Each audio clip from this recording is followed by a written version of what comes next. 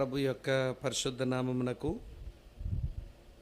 స్తుతి కలుగునుగాక. క్రీస్తునందు ప్రియులారా, ప్రభు నామంలో మీ అందరికీ నా హృదయపూర్వకమైన వందనాలు చెల్లిస్తూ ఉన్నాను. మీ అందరికీ వందనాలు. పాత్రలో బరువు పొట్టల్లోకి వచ్చాక పొట్టల బరువు కాస్త పడక మీద ఉండాలట.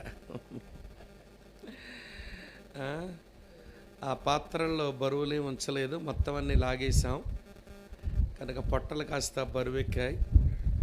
పొట్టల బరువు కాస్త పడక మీద ఉంటే బాగుండును. కానీ మధ్యాహ్నం పూట కూడా వాక్యం వినే పని దైవదాసులు పెట్టారు. అంటే ప్రతిరోజు మనం ఇలా వినే పరిస్థితి ఉండదు కదా, ఎప్పుడో ఒకసారి అప్పుడప్పుడు ఇలాగా మనం కూర్చోవలసి ఉంటుంది. ఒక మాట చెప్పి వాక్యాన్ని చదివి నా ధ్యానాన్ని ఆరంభిస్తాను. అన్నీ బాగుంటే, అన్నీ అనుకూలంగా ఉంటే ఆనందించేవాడు అన్యుడంట. ఏంటమ్మా? అన్నీ అనుకూలంగా ఉంటే ఆనందించేవాడు అన్యుడు. అన్నీ అననుకూలంగా ఉంటే ఆనందించేవాడు ఆత్మీయుడు. మీరు అన్యులో ఆత్మీయులో మీరే తేల్చుకోండి. మరి ఏమ్మా, ఎండ కొంచెం తీవ్రత మధ్యాహ్నానికి పెరిగింది. అయినా దైవదాసులు మరి సహోదరులు ఈ మంచి ఏర్పాట్లు అన్నీ చేశారు. నాకైతే బాగానే ఉంది. మరి మీ సంగతే చూడాలి. ఎందుకంటే నాకు ఇది పెట్టారుగా. మా వైపు ఆ సామెత ఉంటుందిలేండి, కడుపు నిండి నమ్మకు పెనిమిటాకలు తెలియదట. అలాగే నాకు చల్లని గాలి వస్తుంది, మీ సంగతి తెలియనోడు అవ్వకూడదుగా. అందుకే మీ కష్టం కూడా అర్థం చేసుకుంటున్నాను. సరే, చాలా కొద్ది నిమిషాలు మళ్ళీ అవసరమైన మాటలు మనం ధ్యానం చేద్దాం. ఆ రాత్రికి కూడా మనం దేవుని వాక్యం వినే అవకాశం దేవుడు మన కొరకు సిద్ధం చేస్తాడని నమ్ముతా ఉన్నా. మంచిది, దేవుని వాక్యం చదువుదాం. అపోస్తలుడైన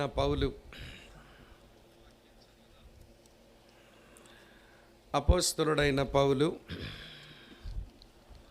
తెస్సలోనిక సంఘానికి వ్రాసిన మొదటి పత్రిక 4వ అధ్యాయం 1-2 వచనాలు ఇలా ఉన్నాయి.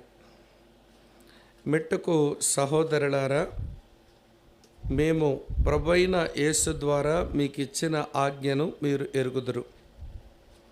కాగా మీరు ఎలాగు నడుచుకొని దేవుని సంతోషపరచవలెనో మా వలన నేర్చుకొనిన ప్రకారముగా మీరు నడుచుకొనుచున్నారు. ఈ విషయంలో మీరు అంతకంతకు అభివృద్ధి నొందవలనని మిమ్మల్ని వేడుకొని ప్రభువైన యేసునందు హెచ్చరించుచున్నాము. ప్రభు ఈ వచనం మన ధ్యానం కొరకు ఆశీర్వాదకరంగా మలచాలని ఆశిద్దాం. చిన్న ప్రార్థన. ప్రియమైన తండ్రి, వాతావరణం ప్రతికూలంగా వేడిగా ఉన్నప్పటికీ కూడా నిన్ను, నీ వాక్యాన్ని, పరిశుద్ధుల సావాసాన్ని ప్రేమించి మా ప్రియులు ఈ స్థలములో కూర్చున్నారు. కొద్ది నిమిషాలు మేము నీ వాక్యాన్ని ధ్యానిస్తూ ఉండగా నీ వాక్యపు వెలుగు చేత మీరు మమ్మలను కలుసుకోండి. ప్రభువా, మీరే మీ వాక్యంలో సెలవిచ్చారు. నీ వాక్యం వెల్లడొగుట తోడనే వెలుగు కలుగును అన్నారు. కనుక మా జీవితాలకు వెలుగు కలగనివ్వండి. ఈ ప్రతికూలమైన సమయం మేము కూర్చున్న ఈ గడియలు నిష్ప్రయోజనం కాకుండా ప్రయోజనకరంగా చేయము. యేసుక్రీస్తు నామమున స్తోత్రించి ఆరాధించి మీకే ప్రార్థిస్తున్నాను తండ్రి. Amen, amen.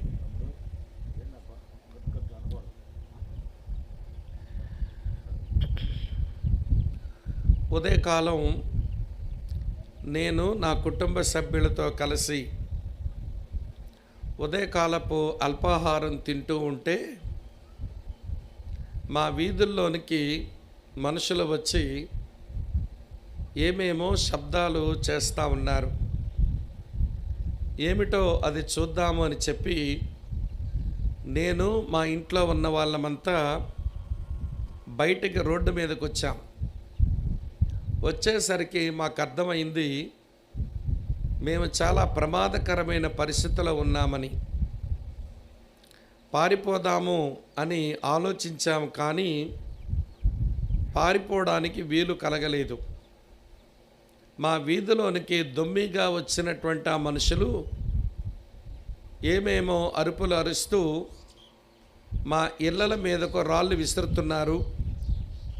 మా వీధిలో వాళ్ళు దొరికితే వారిని ఇష్టానుసారంగా వాళ్ళు కొడుతున్నారు. సరే, నేను, మా నాన్నగారు, అమ్మగారు, మా అక్క, దాని పేరు సోఫియా, దాని వయసు 18 సంవత్సరాలు, మా అన్న భార్య వదినమ్మ 8 నెలలు నిండిన నిండు చోళాలు. మేము అలాగే నిలబడి ఉండిపోయాం.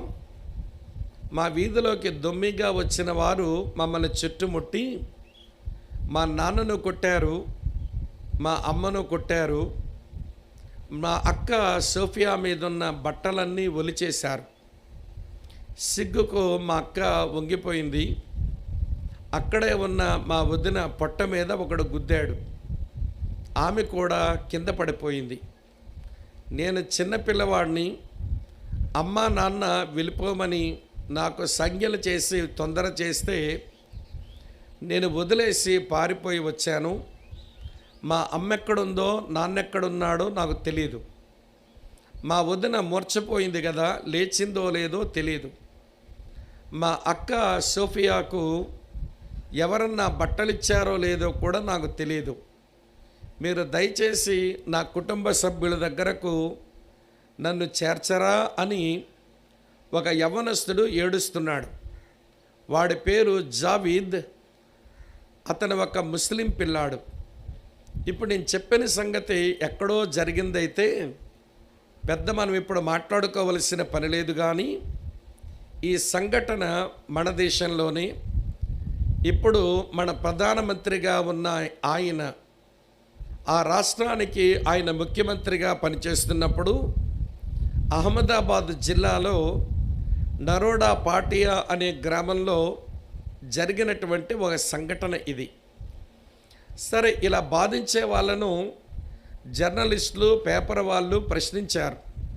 ఇంత కర్కశంగా, క్రూరంగా మీరు ఎందుకు ప్రవర్తిస్తున్నారు అని అడిగితే వాళ్ళు ఇచ్చిన జవాబు, మేము నమ్మిన మా దేవుని సంతోషపెట్టడానికి మేము ఇలా చేస్తున్నాం. వృద్ధులను కొట్టి బాధిస్తే మీ దేవుడు సంతోషపడతాడా?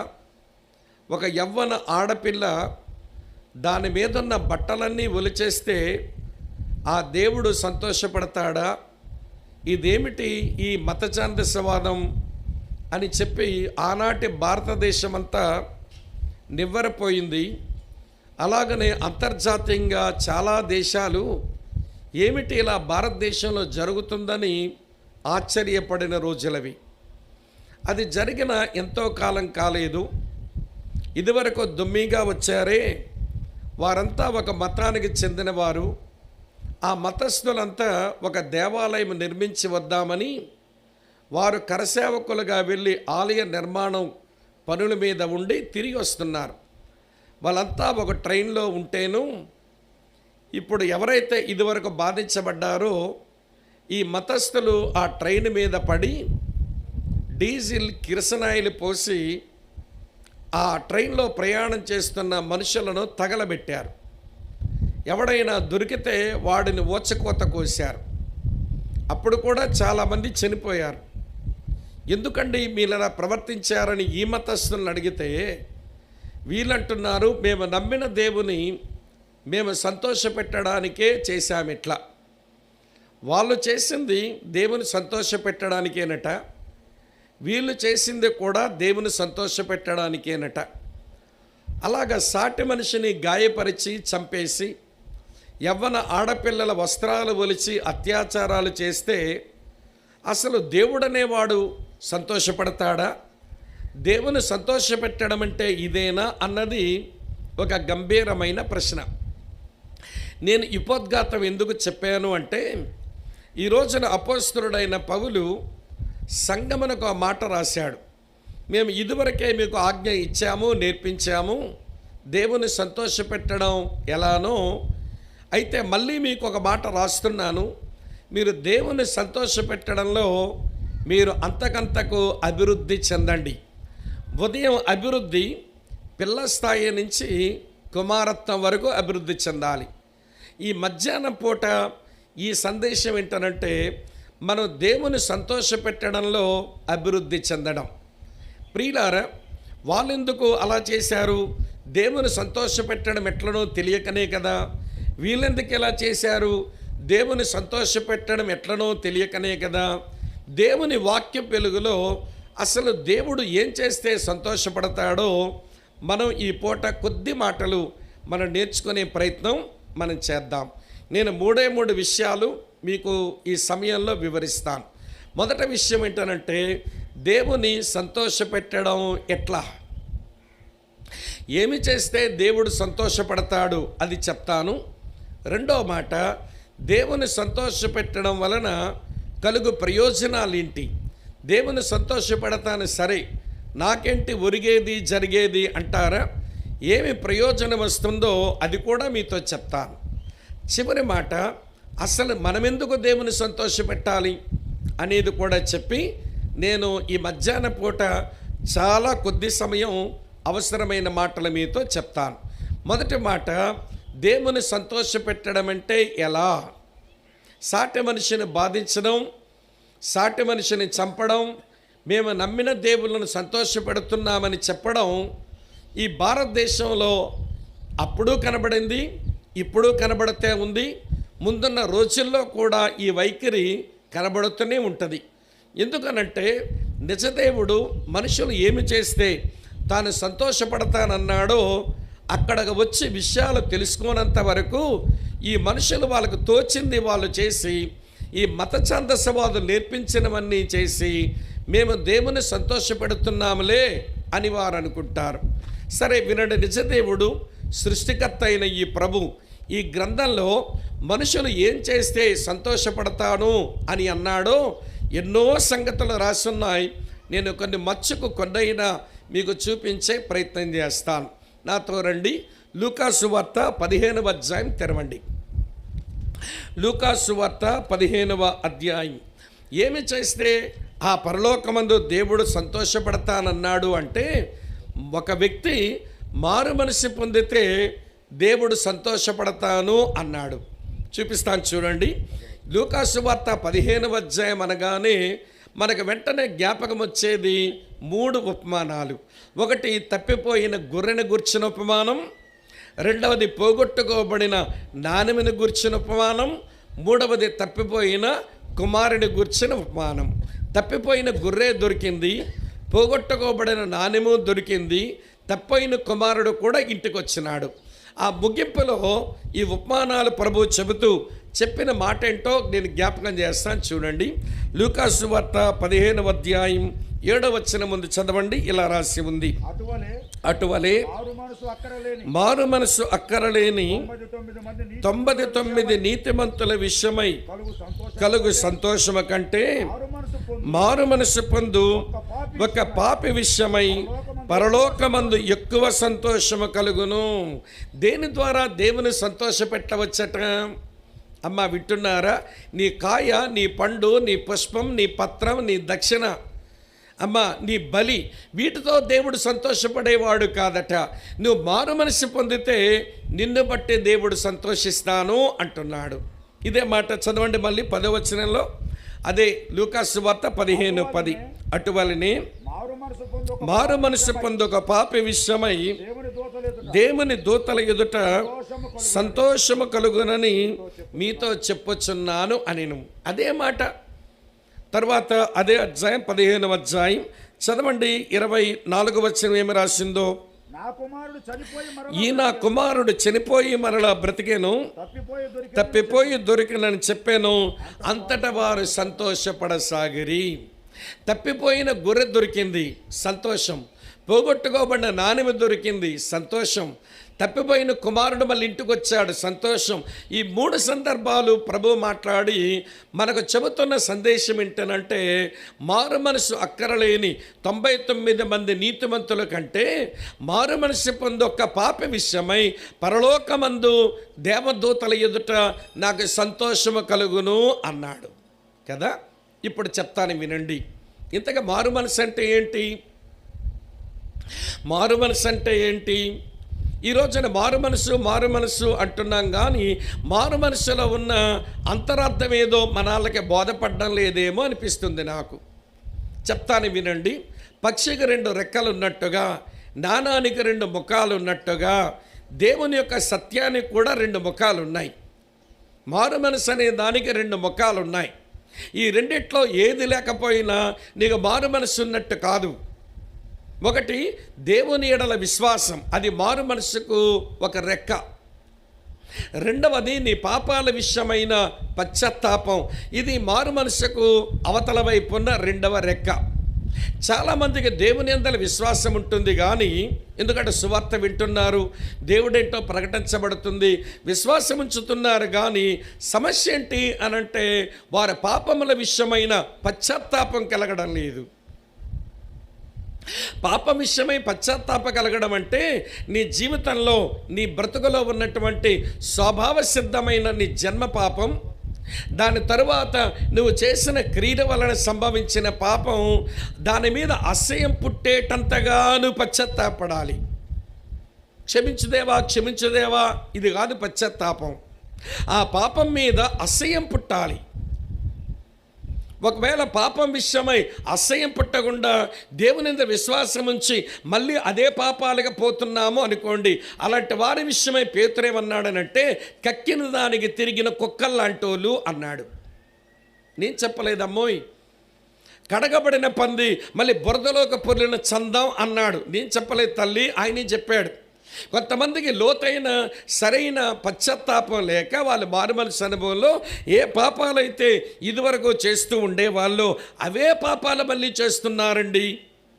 ఇలాంటి వాళ్ళని కుక్కతోనూ పందితోనూ పోల్చినాడు పేతురన్న. చదివి వినిపిస్తాను చూడండి. పేతురు రాసిన 2వ పత్రిక 2వ అధ్యాయం. పేతురు రాసిన 2వ పత్రిక 2వ అధ్యాయం చదువుతారా? 20వ వచనం ఇలా ఉంది. వారు మన రక్షకుడైన యేసుక్రీస్తు విషయమైన అనుభవజ్ఞానము చేత ఈ లోకమాన్ని తప్పించుకున్న తరువాత మరలా వాటిలో చిక్కుబడి వాటి చేత జయించబడిన ఎడల వారి కడవరి స్థితి మొదటి స్థితి కంటే చెడ్డదగును. వారి నీతి మార్గమును అనుభవపూర్వకంగా తెలుసుకొని తర్వాత ఏంటంట, తమకు అప్పగించబడిన పరిశుద్ధమైన ఆజ్ఞ నుంచి తొలగిపోవట కంటే ఆ మార్గం అనుభవపూర్వకంగా తెలియకుండా ఉంటేనే వాళ్ళకి మేలు. సరింత తెలుసుకున్నా చూడండి. 22 కుక్క తన వాంతికి తిరిగినట్టును కడగబడిన పంది బురదలో దొర్లుటకు మల్లునట్లును అని నిజమైన సామెత వీరి విషయమై సంభవించెను. అమ్మ వింటున్నారా? కుక్కలు పందులు ఉన్నాయి. ఎక్కడున్నాయండి కుక్కల పందులు? చూపించండి. సంఘములు అంటారేమో. మీరు ఇంటికి వెళ్ళి ముఖం కడుక్కొని బాగా ముఖానికి వచ్చే పౌడర్ రాసుకొని అద్దం ముందు నిలబడి అద్దంలో చూడండి, ఆ కుక్క ఒక పంది కనబడుతుంది అందులో.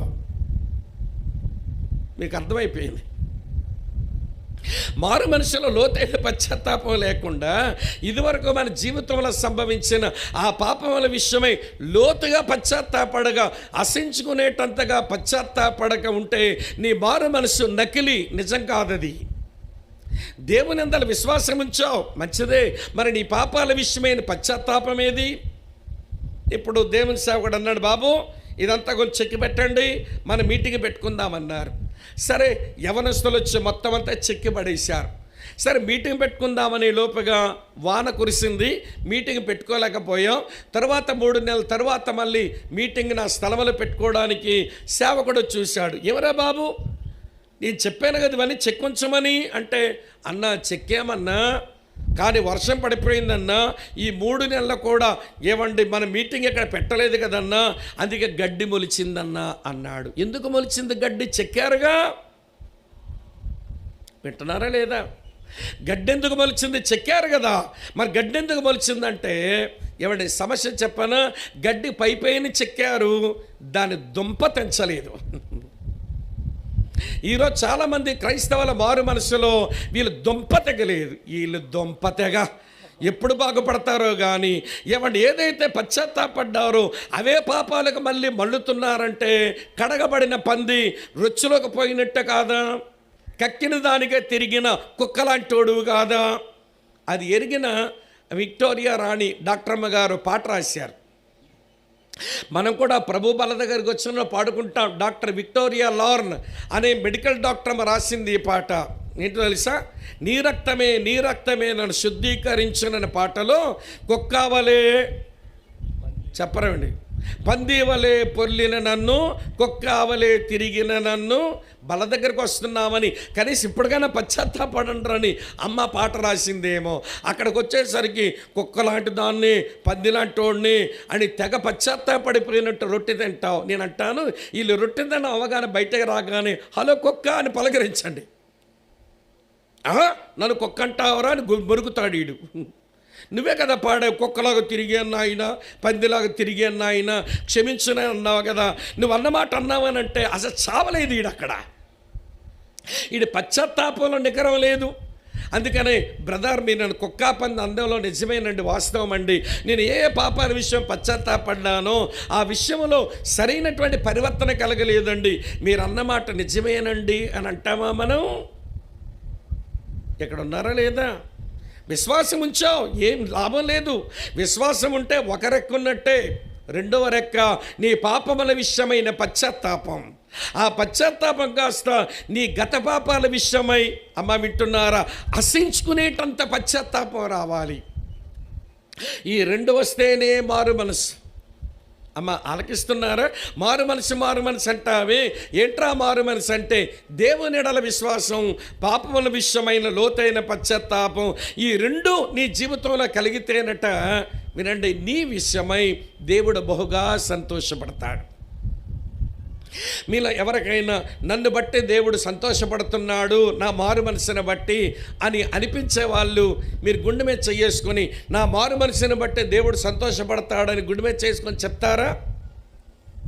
గుండె మీద చేసుకొని ఎందుకు చెప్పమన్నారంటే, అబద్ధం ఆడితే గుండాకు సస్తానని నిజమైన చెప్తావని.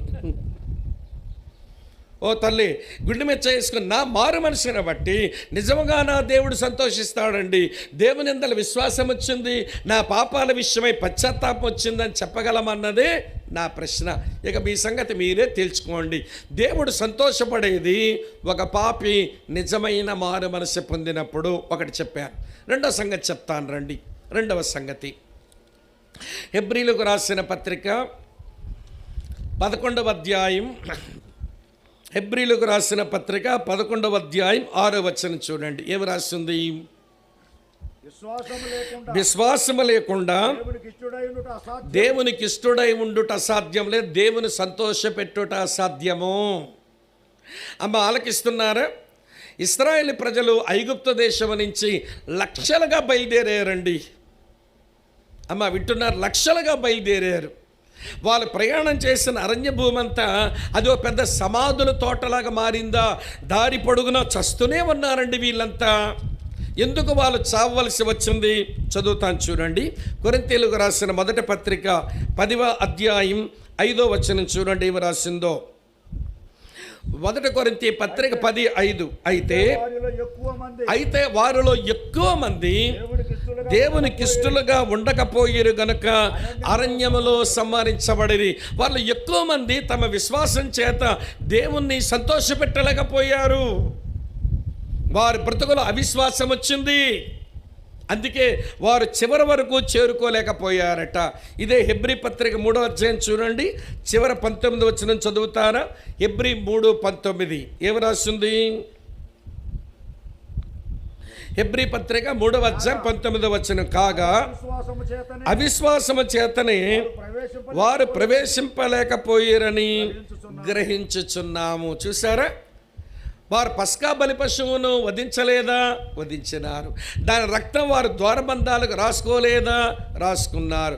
గబగబా పస్కా భోజనం నిలబడ తినలేదా? తిన్నారు. మోషేతో పలుసు వారు ఐగుప్తు నుంచి ప్రయాణం చేయలేదా? చేశారు. ఎర్ర సముద్రం దాటలేదా? దాటారు. మన్నా తినలేదా? తిన్నారు. బండలోంచి నీళ్ళు తాగలేదా? తాగారు. కానీ కనానికి వచ్చారా? రాలా. ఏ వారిలో సరైన విశ్వాసం లేక వాళ్ళు దేవునికి అయిష్టులైపోయారు. విశ్వాసము కలిగిన వాడు దేవునికి ఇష్టడు, అవిశ్వాసము కలిగిన వాడు దేవునికి అయిష్టుడు. ఇప్పుడు చెప్పండి, దేవుని సంతోషపెట్టేటంత విశ్వాసమేనా మనది? నాకు భలే ఆశ్చర్యం వేస్తుందండి. దేవుని పిల్లల విశ్వాసాన్ని బట్టి దేవుడేమీ సంబరపడలేదు, కానీ అన్యుల విశ్వాసమును బట్టి ఆయన సంబరపడడం భలే ఆశ్చర్యం అనిపిస్తుంది నాకు. ధర్మశాస్త్రం కలిగిన తన ప్రజలు, తన పరిచర్య అందుకున్న తన ప్రజలు వారి విశ్వాసమును బట్టి ప్రభువేం సంబరపడలా. చూపించమంటారా? లూకా సువార్త 7వ అధ్యాయం చూడండి. లూకా సువార్త 7వ అధ్యాయం చదువుతున్నాను. 9వ వచనం ఇలా ఉంది. లూకా 7:9.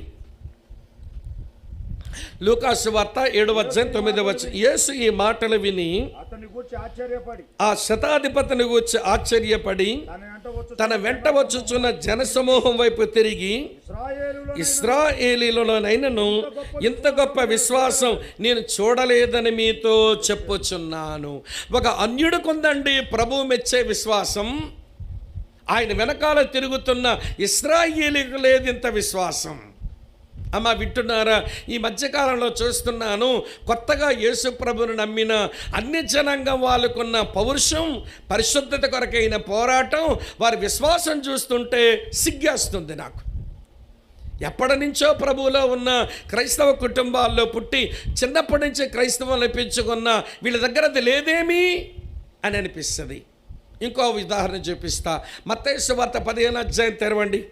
మత్తయి సువార్త 15వ అధ్యాయం చూడండి. ఇక్కడ కూడా ఎవరి విశ్వాసాన్ని ప్రభు మెచ్చాడో చూపిస్తాను. 15:28 వచనం. అందుకు యేసు, అమ్మా నీ విశ్వాసము గొప్పది, నీవు కోరినట్టే నీకు అవునుగాక నామితో చెప్పెను. ఆ గడియలోని ఆ కుమార్తె స్వస్థత పొందెను.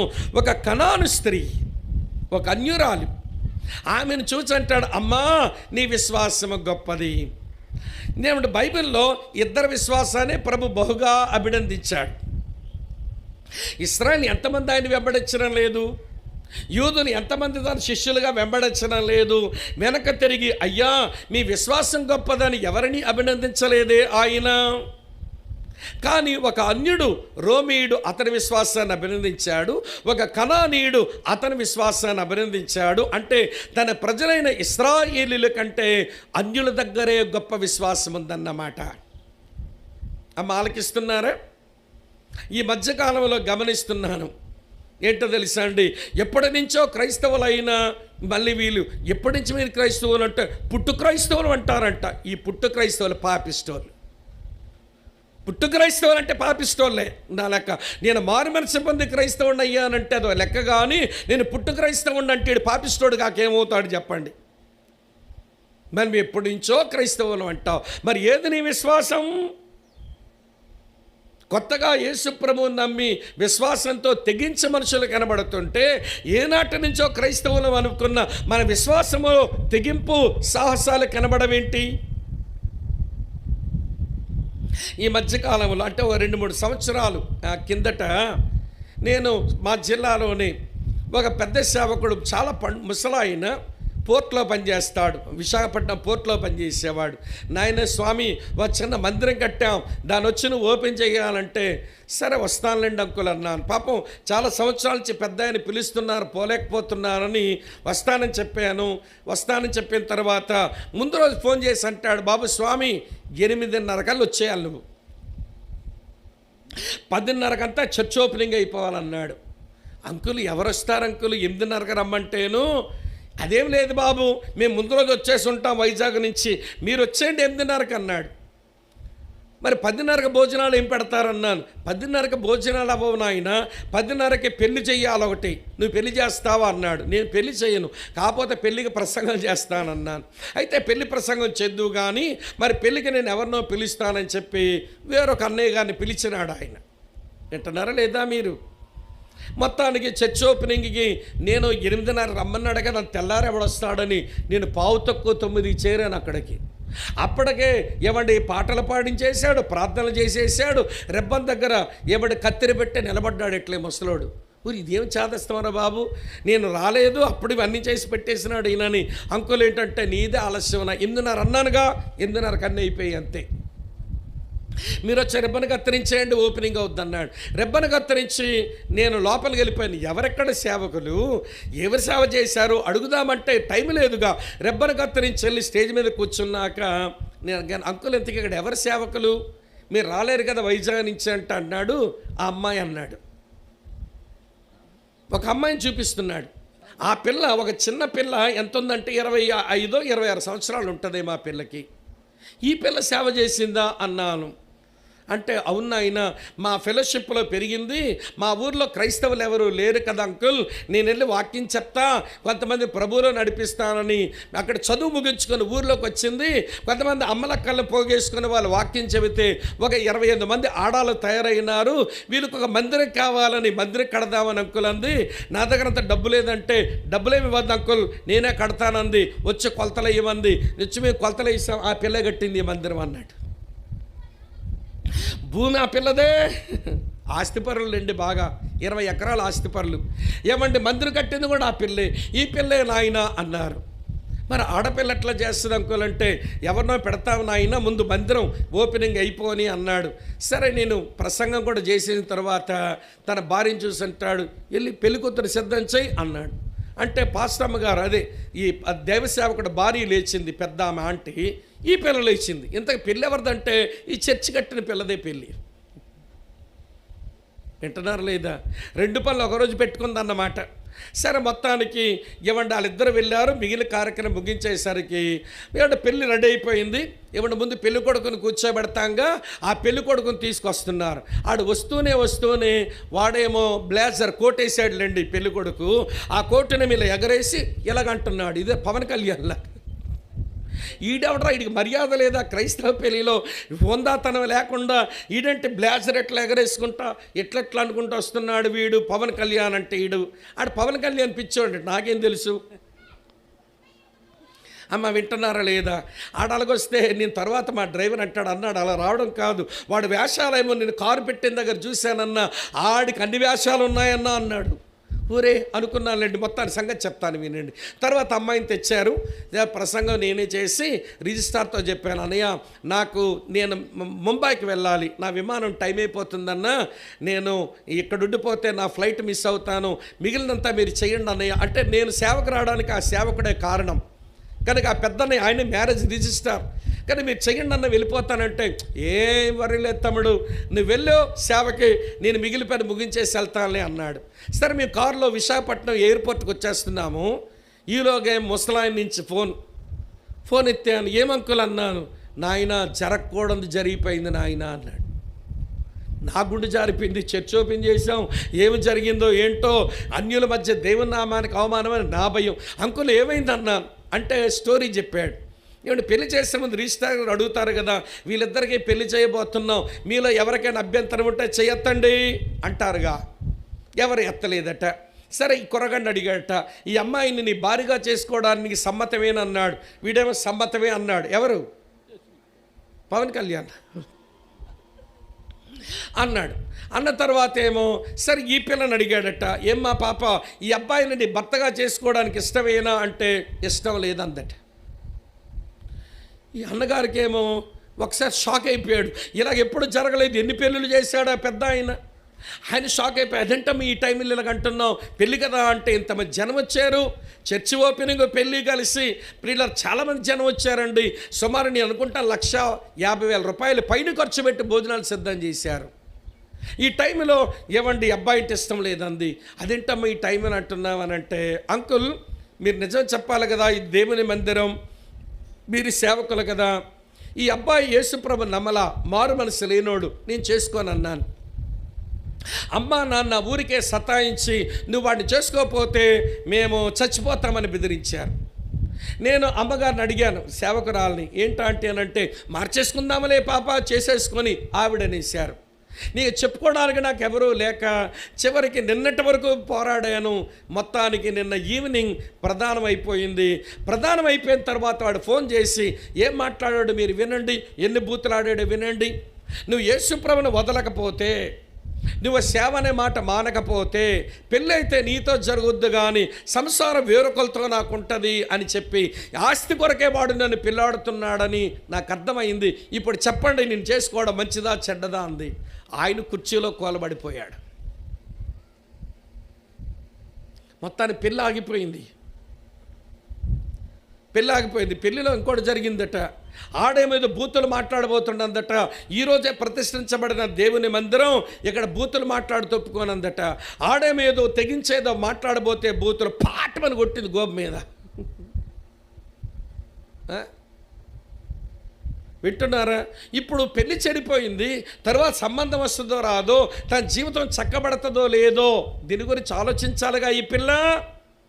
నాకు పెళ్ళవకపోయినా పర్వాలేదు, నా జీవితం ఇలా ఉండిపోయినా పర్వాలేదు, నా పెళ్ళి చెడిపోయిందని ముద్ర నా మీద ఉన్నా పర్వాలేదు, కానీ నేను దేవుని కొరకు బ్రతుకుతానని తన విశ్వాసం ఎలా ప్రదర్శించింది చూడండి. వింటున్నారా మీరంతా? మేమే విశ్వాసమే అనుకుంటా పెద్ద పిశాసుల్లాగా. దేవుని కొరకు బ్రతకడానికి వచ్చినప్పుడు తెగింపు లేదు, సాహసము లేదు. అన్ని భయాలతో లోకంతో రాజీ పడిపోయి భక్తి చేసేస్తుంటాం. మళ్ళీ పెద్ద విశ్వాసం అనుకుంటూ మనం ఎవడు ఊరేగుతున్నాం. వింటున్నారా? నాకు అనిపించింది ఆ పిల్ల విశ్వాసాన్ని దేవుడంత గౌరవించినాడో. బిడ్డోరని చెప్పనా, నేను అనుకున్నాను ఇదేంటో కొత్త మందిరంలో శుభమాంటో కార్యం జరుగుతుంటే చెడిపోయింది, దానికి అన్యులేమనుకుంటారంట. అన్యులు అన్నారట ఇది నిజముగా ఈ దేవుని మందిరం, ఇక్కడ నిజంగా దేవుడు ఉన్నాడు, లేకపోతే ఆ పిల్ల జీవితం పాడైపోయిన్ను, ఈ పెళ్లి చెడగొట్టడంలోనే దేవుడు గొప్పోడు అన్నారట అన్యులు. అని చక్కగా అందరూ భోజనం చేసి వెళ్ళిపోమన్నారట తల్లిదండ్రులు. భోజనం చేసి గిఫ్ట్లు కూడా ఇచ్చిపోయారంటే బంధువులు. మొన్నంటే ఒక 2.5 నెలలు అవుతుంది, 3వ నెల అనుకుంటాను. నేను ఒక ఊర్లో మీటింగ్గా పోతే ఏమండి అక్కడ ఈ పిల్ల కనబడగానే వందనాలన్నా అంది. వందనాలమ్మా, ఏంటి నువ్వు ఆ పిల్లవేనంటే అవునా అన్నా నేనే, నాకు మళ్ళీ పెళ్ళైపోయిందన్నా, మంచి వ్యక్తిని దేవుడు భాగస్వామికి ఇచ్చాడు, ఒక పిల్లాడు కూడా పుట్టినాడన్నా, రండి అని జనంలో ఉన్న భర్తను పిలిపించింది. ఆ పిల్లాడు ఎత్తుకుని భర్త వచ్చాడు, మంచి అబ్బాయి, చదువు సంస్కారం కలిగిన పిల్లాడు దొరికినాడు. దేవుని కొరకు విశ్వాసంతో నిలబడ్డం వస్తే దేవుడు ఏమైనా చేతగాని వాడా, అసమర్థుడా, నీ జీవితానికి క్షేమం ఇవ్వలేడా? కానీ సమస్య ఏంటనంటే మన విశ్వాసములోనే నికరం లేదు, నకిలీ విశ్వాసులు. ఇప్పుడు చెప్పండి, నా విశ్వాసము చేత నేను దేవుని సంతోషపెట్టగలను అనేదేనా నీ మాట? నా విశ్వాసము చేత నేను దేవుని సంతోషపెడుతున్నాను అని చెప్పగలడానికి సత్తా ఏమైనా ఉంటుందా ఇక్కడ కూర్చున్న మనకు? మళ్ళీ గుండేసి మీరు చెయ్యేసుకొని చెప్పమంట. మారు మనసు ద్వారా నా దేవుని సంతోషపెడుతున్నా, నా విశ్వాసము ద్వారా దేవుని సంతోషపెడుతున్నా. 2 చెప్పాను కదా, టైం అయిపోతుంది. ఓపికందా మీకు? ఏదో చెప్పండి, పర్వాలేదు. సరే అయితే 3వ చెప్తాను రండి. 3వ మాట సమూయేలు మొదటి గ్రంథం 15వ అధ్యాయం 22వ వచనం చూడండి. సమూయేలు మొదటి గ్రంథం 15:22 ఏమి రాస్తుంది చదవండి. మొదటి సమూయేలు గ్రంథం 15వ అధ్యాయం 22వ వచనం. చాలా గొప్ప వచనం ఇది, చదవండి అన్న. తాను సెలవిచ్చిన ఆజ్ఞను ఒకడు గైకొనుట వలన ఆయన సంతోషించినట్లు ఒకడు దహన బలులను అర్పించడం వలన సంతోషించునా? ఆలోచించుము. బలులు అర్పించడం కంటే ఆజ్ఞను గైకొనుటయు, పొట్టేళ్ల క్రొవ్వు అర్పించడం కంటే మాట వినుటయు శ్రేష్టము. ఈ వచనం యొక్క తాత్పర్యం ఏంటనంటే మన విధేయత జీవితం ద్వారా దేవుని సంతోషపరచవచ్చు. మన మారు మనసు ద్వారా దేవుని సంతోషపరచవచ్చు, మన విశ్వాసం ద్వారా దేవుని సంతోషపరచవచ్చు, ఇప్పుడు మన విధేయత ద్వారా దేవుని సంతోషపరచవచ్చు. సమూయేలు అనే పెద్ద ఆయన అంటున్నాడు, ఒరే బాబు విను, నీ అర్పణ కంటే, నీ యొక్క ఆరాధన కంటే దేవునికి ఇష్టమైనది నీ విధేయత. ఈరోజు క్రైస్తవులు మనం ఎట్లా ఏమో తెలుసా, ఆరాధించేస్తాం, అర్పణలు ఇచ్చేస్తాం, దేవుడు సంతోషపడుతున్నాడు అని అనుకుంటున్నావు. నువ్వు అనుకుంటున్నావు అంతే, ఆయనేమి సంతోషపడ్డంలా. నీ ఆరాధన కంటే, నీ అర్పణ కంటే ఆయన్ని సంతోషపెట్టేది నీ జీవితంలో కనబడిన విధేయత. యేసు ప్రభు లాంటోడే విధేయుడయ్యాడట. అవునా కాదా అండి? హెబ్రీ పత్రిక 5వ అధ్యాయం 8వ వచనం చదవండి. ఏమి రాస్తుందో? హెబ్రీలకు రాసిన పత్రిక 5వ అధ్యాయం 8వ వచనం. హెబ్రీలకు రాసిన పత్రిక 5వ అధ్యాయం 8వ వచనం చూడండి. ఏమి రాస్తుంది? ఆయన కుమారుడయుండియు తాను పొందిన శ్రమల వలన విధేయతను నేర్చుకొనెను. ఆయన దేవుని కుమారుడయుండి విధేయత నేర్చుకున్నాడు. అందుకనే హేమాజానక పాడింది ఈ పాట. విధేయతగా అర్థము చెప్పిన వినయ మనస్కుడా, విధేయులుగా ఉండుటకు మాదిరి చూపిన మనుష్య కుమారుడా, అవిధేయత తొలగించుమయ్యా, విధేయత మాకు నేర్పించుమయ్యా అని పాడింది మహాతల్లి. ఈ రోజున విధేయతలే రేవు. ఆరాధించేశాము, అర్పణలు ఇచ్చేసాము.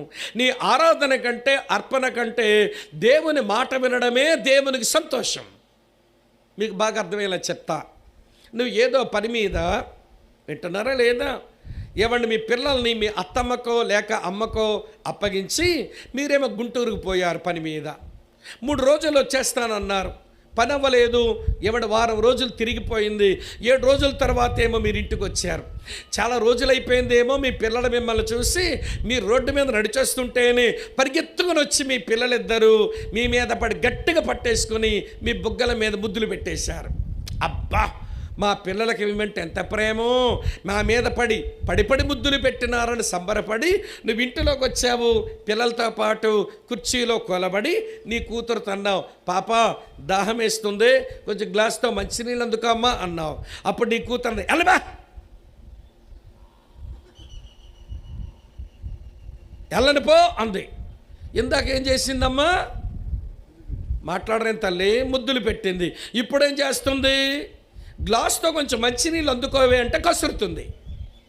ఈరోజు క్రైస్తవులు ఆరాధన ముద్దు యేసయ్యకు ఒకటి, అర్పణ ముద్దు దేవునికి ఒకటి. ముద్దులకేం తక్కువ లేవు, కానీ చెప్పిన మాటే మనం వినడంలా. ఆరాధన ముద్దులు, అర్పణ ముద్దులు క్రైస్తవుల దగ్గర ఏం తక్కువ ఉండవు, కానీ చెప్పిన మాటే వినరు. ప్రియుల, దేవుడు అంటున్నాడు, నీ ఆరాధన కంటే, నీ అర్పణల కంటే నువ్వు నా మాట వింటేనే నాకు సంతోషం.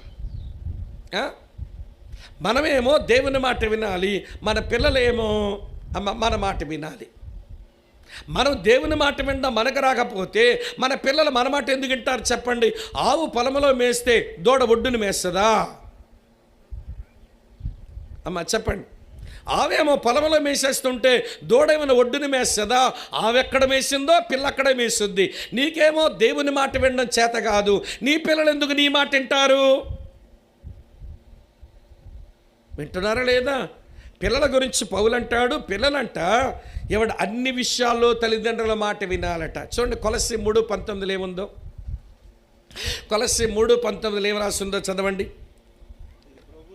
మీరు ఇది ప్రభువుని బట్టి మెచ్చదగింది. ఏంటది? మీద మాట చదువు తమ్ముడు. కొలస్సీ 3:19. అదే అవునన్నా. పిల్లల 20వ వచనం. అదే 20వ వచనం. పిల్లలారా, అన్ని విషయములలో మీ తల్లిదండ్రుల మాట వినండి, ఇది ప్రభువుని బట్టి మెచ్చదగినది. అది ఎన్ని విషయాలు వినాలంటే పిల్లలు? ఎన్ని విషయాల్లో తల్లిదండ్రుల మాట వినాలట? అన్ని విషయాలలో. మరి భార్యమైన నీవు నీ భర్త మాట ఎన్ని విషయాలు వినవలెను? అన్ని విషయాలలో. భర్తలమైనటువంటి మేము దేవుని సేవకుల మాట, దేవుని మాట ఎన్ని విషయాలు వినవలెను? అన్ని విషయాలలో. నాకేమో అన్ని విషయాల్లో దేవుని మాటకు విధేయత చూపడం నాకు రాకపోతే, నా భార్యకు అన్ని విషయాల్లో నాకు విధేయత చూపడం ఏమొస్తుంది? మేమిద్దరము విధేయత జీవితం నేర్చుకోకపోతే మా కడుపున పుట్టిన పిల్లలకు విధేయత జీవితం ఎలా వస్తుంది? అన్ని విషయాలంటే వస్త్రాలకు మన పిల్లలు వాళ్ళ మాట నెగ్గించుకోవాలా, మన మాట వినాలా? చెప్పండి. వస్త్రాలకి మన మాట వినాలా, వాళ్ళ మాట నెగ్గించుకోవాలా? ఏం చెప్పరే? వాళ్ళ మాట నెగ్గించుకుంటున్నారు, మన మాట ఎంట్లా? మన కొండదానికి నచ్చుతుందా? పోన్లే, వస్త్రాల సంగతి తీసేద్దాం. వస్తువులకు మన మాట వినాలా, వాళ్ళ మాట నెగ్గించుకోవాలా? మన మాట వినడంలో ఒరే ఈ స్కూటర్ చాలరా అంటే దట్ ఎవడికి కావాలది అంటాడు. మరి ఏం కావాలరా నీకంటే దెబ్బ టైర్ బండి కావాలట. ఏం టైర్ బండి ఇది? దెబ్బ టైర్. అజారుద్దీన్ కొడుకు చచ్చాడే దెబ్బ టైర్ బండి మీద. కోట శ్రీనివాసరావు రెడ్డి కొడుకు చచ్చాడే దెబ్బ టైర్ బండి మీద. కోమటిరెడ్డి వెంకటరెడ్డి ఎమ్మెల్యే గారి కొడుకు చచ్చాడే దెబ్బ టైర్ బండి మీద. ఈ దెబ్బ టైర్ బళ్ళు చాలామందిని చంపేశాయి. ఈ చెప్పిన వాళ్ళ కొడుకులు ఈ దెబ్బ టైర్ బండి మీద చచ్చిపోయినారు. మన పిల్లలకి ఎంత చెప్పినా వింటల్లా. ఏం కావాలంటే వీళ్ళకి దెబ్బ టైర్ బండి మీద ఇట్లా పెట్టి చెవుట్లండా 2 పెట్టుకొని ఊపుతుంటాడు. తర్వాత వెళ్ళి అట్లగాడ పట్టుకొని వెళ్ళి ఆడి శవం రోడ్డు మీద అతుకపోతే పీక్కోవాలి మనం వెళ్ళి. రోడ్డు మీద గల అట్లగాడ పట్టుకెళ్ళి పీక్కోవాలి ఆడి శరీరాన్ని మనం రోడ్డు కంటుకపోతే. వినరా అంటే వినరు మన పిల్లలు. వస్తువులకి వినరు, వస్త్రాలకి వినరు. మరి వివాహానికి ఏమి వింటారు? వివాహానికి మన మాట వినాలా, వాళ్ళ మాట నెగ్గించుకోవాలా? వివాహం అంటే దేవుని చిత్తం జరగాలి. వివాహం అంటే తల్లిదండ్రుల అంగీకారం ఉండాలి. వివాహం అంటే సేవకుని ఆమోదం ఉండాలి. వివాహం అంటే సంఘం యొక్క సమ్మతి ఉండాలి. ఇవేం అక్కర్లేదంట దీనికి. ఆడుతో నా పెళ్లి చెయ్యి అవ్వదే అమ్మ, వాళ్ళు ప్రభువుని నమ్మలేదే కుదరదంటే గ్యాస్ బండి ఇప్పుకోనా? సావ్వే పనికి మాలిందానా? గ్యాస్ బండి ఇప్పుకొని చచ్చిపోద్దంట. అమ్మా నాన్న మాటతో పని లేదంట. ఈడంటాడు మీరు చెయ్యరా, మేము మేజర్లో పోలీస్ స్టేషన్కి వెళ్ళి చేసుకుంటాం. ఏం అమ్మా బాబు చచ్చారనుకుంటున్నారు వీళ్ళు? బతుకుండగానే అమ్మా బాబులు చంపేస్తున్నారేంటి వీళ్ళు? విధేయత రాక. వాళ్ళని నేను తప్పుపట్టడంలా. వస్తువులకి వినరు, వస్త్రాలకి వినరు, వివాహానికి వినరు. ఎందుకు వారు అన్ని విషయాలు విధేయత చూపడం లేదంటే అమ్మా బాబుల దగ్గర విధేయతలు వారు నేర్చుకోవాలా. అమ్మా బాబులమైన మనం దేవుని దగ్గర, దేవుని సంఘములో సేవకుల దగ్గర విధేయత జీవితం నేర్చుకోవాలి. మనకు రానిదానికి ఏమి నేర్పిస్తాం చెప్పండి? మనకేమో విధేయత రాకపోయే వాళ్ళకి ఏమి నేర్పిస్తాం? సమూయేలు భక్తుడు అన్నాడు సమూయేలుతో, నీ అర్పణ కావాలరా, నీ ఆరాధన ఎవడకతే. ముందు దేవుడు సెలవిచ్చిన మాట గైగొను, దేవుడు సెలవిచ్చిన మాట విను, అప్పుడు కదా దేవుడు సంతోషించేది. నీ ఆరాధన ఎవరికి కావాలి, నీ అర్పణలు ఎవరికి కావాలన్నాడు. వింటున్నారా లేదా? విషయమైన బాధపడుతుందా? ఇప్పుడు చెప్పండి. నా మారు మనసు ద్వారా దేవుని సంతోషపడుతున్నాను, నా విశ్వాసం ద్వారా దేవుని సంతోషపడుతున్నాను, నా విధేయత ద్వారా దేవుని సంతోషపెడుతున్నాను అని చెప్పగలమా? 3 చెప్పాను, 4 చెప్తాను రండి, టైం అవుతుంది. 4 చెప్తాను రండి. కీర్తన గ్రంథం నుంచి తెరవండి ఒక్క మారు. కీర్తన గ్రంథం చాలా మంచి మాట చూపిస్తాను మీకు. కీర్తన గ్రంథంలోంచి చాలా మంచి మాట. రండి ప్రియమైన స్నేహితులారా, ఈ మాట బాగా చదవాల్సిన మంచి మాటే. చదువుదాం చూడండి. ఎప్పుడు దేవుడు ఆనందిస్తాడో సంతోషిస్తాడో ఇక్కడ రాసి ఉంది. మీ కొరకే చదువుతా. 147వ కీర్తన చదవండి ఒక్క మారు. 11వ వచనం ఏమి రాసిందో 147:11.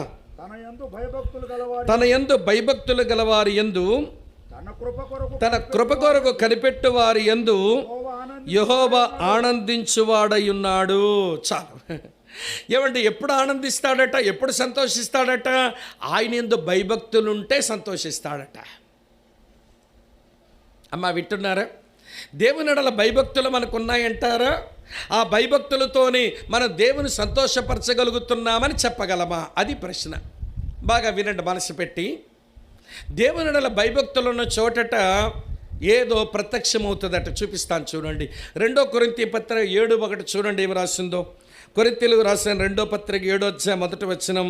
ప్రియులారా, మనకు ఈ వాగ్దానములు ఉన్నవి గనక దేవుని భయముతో పరిశుద్ధతను సంపూర్తి చేసుకొనొచ్చు. దేవుని భయం ఉన్న చోట పరిశుద్ధత కనబడుతుంది.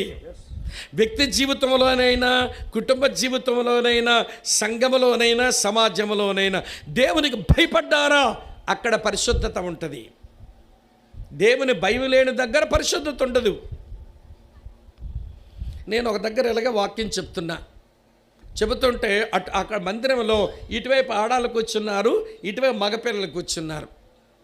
నా మాయిదారు రోగం మీకు అర్థమై ఉంటుంది. నా కళ్ళు మూసుకొని వాక్యం చెప్పడం రాదు. నేను అందరి వైపు చూస్తానే వాక్యం చెప్తుంటా. ఎప్పుడైనా అది అలవాటైంది. కళ్ళు మూసుకొని దినకరణలాగా వాక్యం చెప్పడం వస్తే వీళ్ళు వింటున్నారో పోతున్నారో అస్సలు పట్టింపు లేకుండా చెప్పుపోదును. నాకేమో కళ్ళు తెరిచి అందరి వైపు చూస్తూ వాక్యం చెప్పే అలవాటు ఉంది. సరే, నేను అలా చూస్తూ వాక్యం చెప్తుంటే కుర్రగాలు కొంచెం తెగ రాసేసుకుంటున్నారు. ఒరే, చాలా మంచి అబ్బాయిలు ఉన్నారు ఈ చర్చలో, వాక్యం బాగా రాసుకుంటున్నారు. నేను రెఫరెన్సులు 2 సార్లు చెబితే వాళ్ళు రాసుకుంటారు బాగాని, నేనేమో 1-2 సార్లు రెఫరెన్సులు చెప్తుంటే రాసుకుంటున్నారు. ఒకడేమో రాసుకుంటా ఆ కాగితం వెనకాలోడికి ఇచ్చాడు. వాక్యం రాసుకుంటే రెఫరెన్స్ రాసుకుంటే వెనకాలోడికి ఎందుకు ఇచ్చాడబ్బా అని నాకు అనుమానం వచ్చి సీసీ కెమెరా పెట్టి, అక్కడ సీసీ కెమెరా అంటే తెలుసా, కొంచెం కనుదృష్టి అటువైపు పెట్టి వాక్యం చెప్పుకుంటున్నా. మళ్ళీ వాడేదో రాసి మళ్ళీ వీడికి ఇచ్చాడు. ఇదే కనబడింది, కెమెరాలో లోడ్ అయింది. సరే, వాక్యం రాసుకుంటే కాగితాలు ఇచ్చిపుచ్చుకుంటున్నారేంటబ్బా పిల్లలు అనుకున్నాను. మళ్ళీ వీడేదో రాసి మళ్ళీ వెనకాలోడికి ఇచ్చాడు. వాడేమో తీసుకుంటా నేను చూడడం వాడు గమనించాడు. అమ్మ, వీడి కంట్లో పడ్డామని అనుకున్నాడేమో. వాడు నెమ్మదిగా కాగితం అలాగే ఉంచి, నేను ప్రసంగం గురించి ప్రార్థన చేసుకుందాం, తల వంచండి కళ్ళు మూసుకోండి అనేసరికి అందరూ తల వంచి కళ్ళు మూసుకున్నారు. ఇక కళ్ళు మూసుకొని నేను మొదలు పెట్టాలి ప్రార్థన. ఈడేమో కాగితం వచ్చి నులిపేసి ఆ కిటికీలోంచి అవతలకి వేసేసాడు. ఇది కనబడింది. నేను ప్రార్థన చేయలేక, అన్న మీరు ప్రార్థన చేయండి, 1 నిమిషం వస్తానని చెప్పి అలాగ చర్చి బయటికి వెళ్ళి ఆ తలుపులోంచి కిటికీ దగ్గరకు వచ్చి మొత్తం ఎతిగా నిలిపేసిన కాగితం ఏమైనా ఉందా అని దొరికింది. నాకు నిలిపడేసిన కాగితం దొరికింది. సరే, కాగితం తీసి చదివా. వీళ్ళు వాక్యం కదా రాసుకున్నారని నేను నమ్మాను. దేవండి, సరే చదివితే మొదటి లైన్లు ఏముందో తెలుసా, ఒరే ఝాన్సీ చర్చికి వచ్చిందా,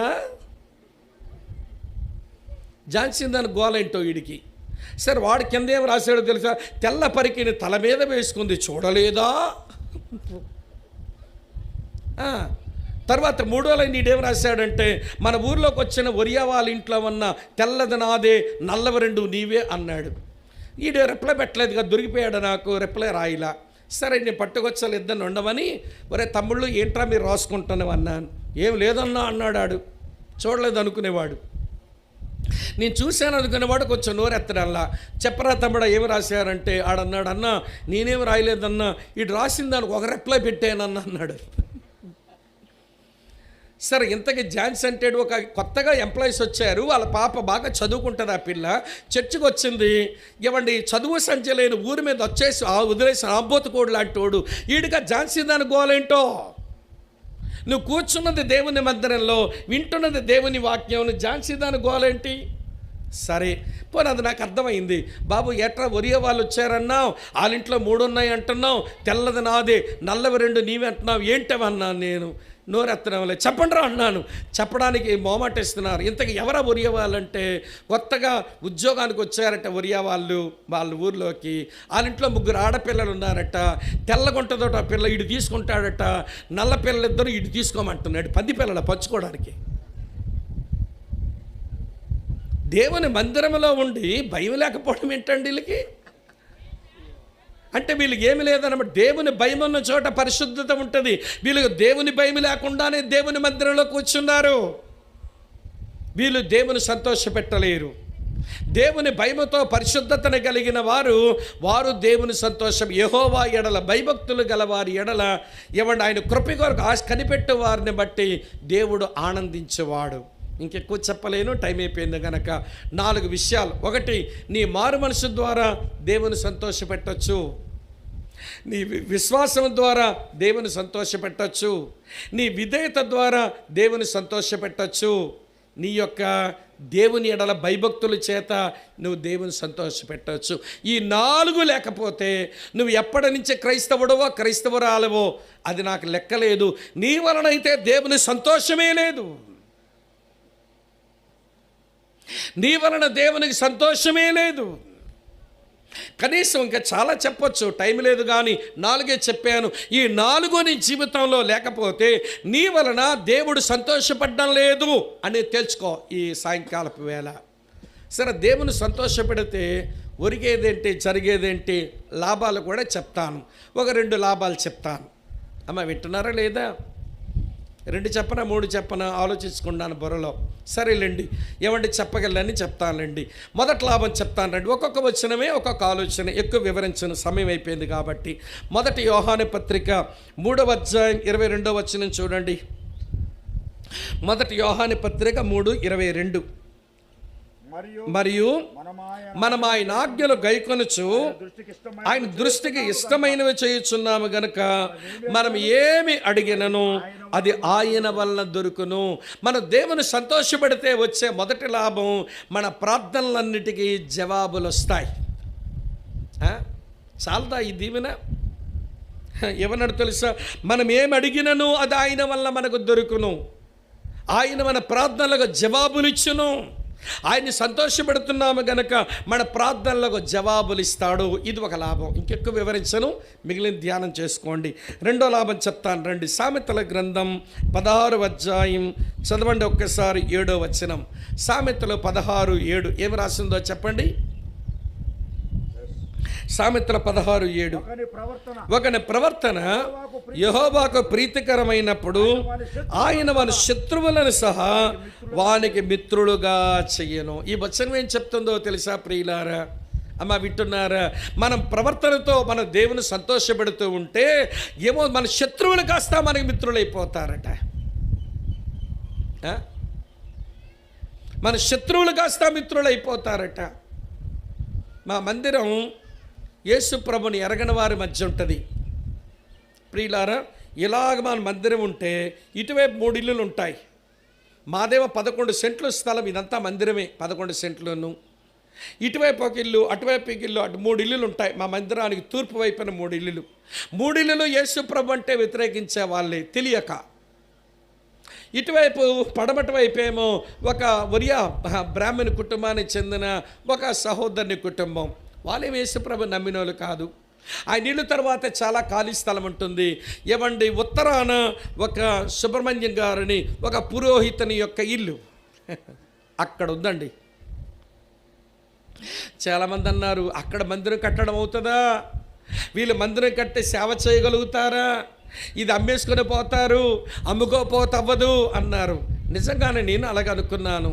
అమ్మేద్దామా? ఎందుకు వాళ్ళని మనం ఇబ్బంది పెట్టడం, మన వల్ల వాళ్ళు ఇబ్బందుల పాలవ్వడం ఎందుకు? మనమే ఊరి చివరకు పోయి ఎక్కడైనా మందిరం వేసుకుందాంలే అని అనుకుంటే, వినండి ప్రియులారా, అమ్మడం పోవడం లేదు, సరిగ్గా మేమే కట్టవలసి వచ్చింది. కట్టగానే ఈ తూర్పు వైపున 3 ఇళ్ళల్లో ఉన్న మధ్యింట్లో వాళ్ళ వలన ఏమి ఇబ్బందులో చెప్పలేమండి. ఆడాలు ఇలా కూడా వేధిస్తారని నాకు అప్పుడే తెలిసింది. ఆమె కడుక్కున్న ఎంగిల్ నీళ్ళన్నీ ఏమండి మన కడుతున్న బిల్డింగ్లోకి ఇసిరేది. నాయన, ఈ ఆడకలు ఇలా కూడా వేధిస్తారా వీళ్ళు? అమ్మో, ఈ ఆడకలకు దండం మహాతల్లో, అమ్మో వీళ్ళు శత్రుత్వం పెట్టుకుంటే ఎలాగ. మనమంటే గిట్టనోడు, కానీ మన సేవ చేసే ఒక అవకాశం వచ్చింది. ఎంత చేయగలరో చేయండి అతనికి సేవలు అన్నాను. మా వాళ్ళు పడిపడి సేవలు చేసేసారు. తీరా సేవలు చేసిన తర్వాత జరిగిందేంటో తెలుసా? అంత బాగా వ్యతిరేకించి ఆయన మాకు భలే మంచి మిత్రుడైపోయాడు. ఇక విడ్డూరం చెప్పనా, ఈయన పరిస్థితి ఎలా మారితే వాళ్ళ కూతురు ఎక్కడో బెంగళూరులో సాఫ్ట్వేర్లో పనిచేసుకుంటూ ఎవరి వల్ల సువార్త నమ్మి ఆ పిల్ల యేసు ప్రభు నమ్మింది అక్కడ. వింటున్నారా లేదా? అవతల జ్యుడిషియరీ డిపార్ట్మెంట్లో పెద్ద ఆయన ప్రేమించేవాడైపోయాడు. ఆ వెనకాల యూనియన్ బ్యాంక్ మేనేజర్ ఆయన ప్రేమించేవాడైపోయాడు. ఇటువైపు ఆయన, ఎవడండి మీరు ఇక్కడ సేవ చేసుకుంటే అభ్యంతరం పెట్టేవాడు, మీరేమైనా మాకు ఇబ్బందిగా ఉన్నారా? మీరు ఉండడం బట్టి మేము ఎక్కడ ఉంటే అక్కడ దొంగలు ఉండరు. ఎందుకంటే మేము రాత్రి పొడుగున బయటికి వెళ్తుంటాం, ఎప్పుడో 12 గంటలకు వస్తుంటాం, సేవ ముగించుకొని. మా వీధిలో దొంగడేవాడు పడతాడు. మేము ఏ వీధిలో ఉంటే ఆ వీధిలో దొంగలు తిరగరు. అమ్మ వింటున్నారా? మీరు ఉండడం మాకు ఎంత సంతోషం అండి. ఎంత కలివిడిగా ఉంటుందో, ఎంత అలికిడిగా ఉంటుందో మీరున్న సంతోషం అని ఆ పక్క ఆయన అన్నాడు. ఎదురింటోళ్ళు కూడా స్నేహితులు అయిపోయారు. నాకు అప్పుడు అనిపించింది, దేవా, మా ప్రవర్తన నీకు ప్రీతికరమైతే మా శత్రువులను కాస్త మాకు మిత్రులుగా చేసే దేవుడు. అమ్మ ఆలకిస్తున్నారా? అనుభవపూర్వకంగా చెప్పాను. ఇంకా నీ బ్రతుకులో ఎవరైనా శత్రువులు ఉన్నారు అని అనుకుంటే నీ ప్రవర్తన ఎక్కడో దేవునికి సంతోషపెట్టడం లేదని తెలుసుకో. కొంతమంది వాళ్ళు ఎదురింటి ఆవిడతో పడదు, పక్కింటి ఆవిడతో పడదు, పై ఇంటి ఆవిడతో పడదు, వెనకింటి ఆవిడతో పడదు. ఈవిడ గారు నేను ఎవరితో సంబంధం లేని మనిషిని అన్నట్టుగా ఏకాకిలాగా బతికేస్తూ ఉంటుంది ఒక అమ్మ, రాక్షసక్క. ఎవరితో నీ పడదు ఈ అమ్మకి, రాక్షసక్క. నీ ప్రవర్తన దేవునికి సరిగా ఇష్టమైతే నీకు శత్రువులను ఉండకూడదు కదా. నువ్వు ప్రార్థన చేయి, ఒకవేళ శత్రువులు ఎవరైనా ఉంటే కాగితం మీద రాసుకొని, ప్రభా వీళ్ళెందుకు నాకు శత్రువులు అయ్యారు, నా ప్రవర్తన బాగులేక, లేక వాళ్ళు సరైన వాళ్ళు కాదా, వాళ్ళని మిత్రులుగా చెయ్యి బాబు, వాళ్ళతో నా స్నేహం దయచేయి నాయన, వాళ్ళని దీవించిన ఆయన కాగితం మీద నీ శత్రువుల పేరు రాసుకొని ప్రార్థన చేయి. అది క్రైస్తవ్యం అండి. అంతేగాని నీ ఎంగిల్ నీళ్ళన్నీ ఆవిడింటి మీదకి ఇసిరేయటం, నువ్వు ఒలిచినటువంటి ఉల్లిపాయ తొక్కలన్నీ ఆవిడింట్లో పడేయటం, ఆవిడింట్లో మొక్క ఏదైనా మన ఇంటి మీదకి వస్తే దానికి వచ్చిన కాయో పండు తెంపేయటం, ఏ బుద్ధే పనికి మాలిన బుద్ధి అక్క. ఇలాంటిదా దేవుని సంతోషపెట్టుద్ది? నీకు ఏ అక్కతోనైనా ఇరుగు పొరుగు వారితో శత్రుత్వం ఉందనంటే నువ్వు సరైన క్రైస్తవం చేయటం లేదని లెక్క. ఇంకెక్కువ చెప్పాను అనుకోండి అమ్మ, ఇంకా ఎక్కువ చెబితే ఎవరికి వాంతి చేసుకుంటారేమోనండి. తినగలిగినంతే పెడితే మంచిదిగా. ఎన్ని చెప్పాను మీకు ఇప్పుడు? దేవుని సంతోషపెట్టడానికి 4 కారణాలు చెప్పాను. ఆయన సంతోషపెడితే వచ్చే 2 ప్రయోజనాలు చెప్పాను. అసలు మనం ఎందుకంటే దేవుని సంతోషపెట్టాలి? దీనికి ఒక జవాబు చెప్పి 7 తలంపులు చెప్పినట్టు అవుతుంది, ముగించేస్తా. ఒకసారి యోహాను సువార్త 8వ అధ్యాయానికి రండి. మనం ఎందుకు ఆ దేవుని సంతోషపెట్టాలి? యోహాను సువార్త 8వ అధ్యాయం 29వ వచనం. యోహాను సువార్త 8:29. నన్ను పంపినవాడు నాకు తోడయున్నాడు, ఆయనకిష్టమైన కార్యము నేను ఎల్లప్పుడూ చెయ్యదును, గనుక ఆయన నన్ను ఒంటరిగా విడిచిపెట్టలేదు. యేసయ్యే తన తండ్రిని సంతోషపెట్టడానికి ప్రయత్నం చేశాడు. నేను నా తండ్రికి ఇష్టమైనవే నేను చేస్తా, నేను నా తండ్రిని సంతోషపెట్టేవాడిని. ఆయన బాప్తిసం తీసుకుని బయటకు వచ్చాడో లేదు, ఏమన్నాడు ఆయన? ఇదిగో ఈయనే నా ప్రియకుమారుడు, ఈయన యందు నేను ఆనందిస్తున్నాను. 3 సంవత్సరాలు సేవ ముగించి ముగింపులో రూపాంతర కొండ మీద ఉంటే మళ్ళీ అంటాడు, ఇదిగో ఈయనే నా ప్రియకుమారుడు, ఈయన యందు నేను ఆనందిస్తున్నాను. మనం ఏ ప్రభునైతే నమ్మామో, ఎవరి రక్తములో అయితే కడగబడ్డామో, ఎవరి సిలువ యాగమును బట్టి దేవుని పిల్లలమయ్యామో, ఆ దేవుడే, ఆ అన్నే, ఆ యేసుక్రీస్తే దేవుని సంతోషపెడితే ఆయన వెంబడించిన మనము ఆయన సంతోషపెట్టవద్దా? ఆమె అర్థమైందా? నేనెందుకు దేవుని సంతోషపెట్టాలంటే నా యేసయ్య నా దేవుని సంతోషపెట్టాడు గనక. నేనెందుకు దేవుని సంతోషపెట్టాలంటే నేను యేసు ప్రభుని వెంబడించిన వాడు గనక. ఈ మాటే మన మాట అయితే, ప్రభువా నేను సంతోషపెట్టడం నేర్పించవా? నీ కుమారుడు నా ప్రభు అయిన యేసుక్రీస్తే శిలువ మరణము పొంది చివరకు ఆయన నేను సంతోషపెట్టి తన పరిచర్యను ముగించిన ఆ యేసుని వెంబడిస్తున్న ఆయన తమ్ముడుగా, ఆయన చెల్లిగా నేను సంతోషపెట్టాలి. నా మారు మనసు ద్వారా, నా విశ్వాసము ద్వారా, నా విధేయత ద్వారా, నాలో ఉన్న నీ యందల భయభక్తుల ద్వారా నేను సంతోషపెట్టే కృప నాకు ఇవ్వండి. నా ప్రార్థనలకు జవాబులు ఇవ్వండి. నా శత్రువులను మిత్రులుగా చేయండి. నా యేసు నిన్ను ఆనందపరిచినట్లుగా నేను కూడా నిన్ను ఆనందపరుస్తాను. నీ కృప ఇవ్వండి అని ప్రార్థన చేద్దాం. తల వంచండి, కళ్ళు మూసుకోండి, ప్రార్థన చేసుకుని ముగించుదాం. సాయంకాలపు కూడిక. తల వంచండి, వెంటనే కళ్ళు మూసేసుకోండి. ఒక్కసారి నీ జీవితాన్ని తిరగతోడు అంటే ఒక్కసారి పునర్విమర్శ చేసుకో. దేవుని సంతోషపెట్టే సహోదరివేనా? నిన్ను బట్టి ఆ దేవుడు మురిసిపోతాడా, సంబరపడతాడా, సంతోషిస్తాడా, లేక దేవునికి దుఃఖము కలిగించే వ్యక్తివా? ఏంటో నీ పరిస్థితి నువ్వే చెక్ చేసుకో. ప్రార్థన చేసుకుందాం.